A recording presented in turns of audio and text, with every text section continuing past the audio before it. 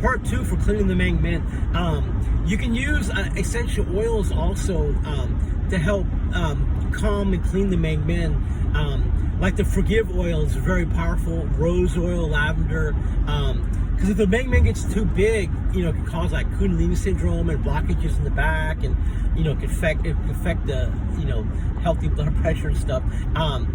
But so, you know, if you're having anger, you can just take a drop of like Forgive oil, which has got chamomile and lavender, and you can rub it on the Meng Men, and it helps normalize and clean those energies out. And you know, you can use rose oil, even putting a little bit of lavender in the navel chakra. Some of that goes back, you know, back to the Meng Men.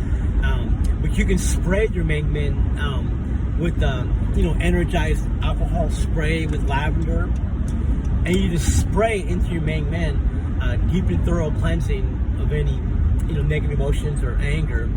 And but it's really important to keep the Meng Men clean. And aromatherapy can help.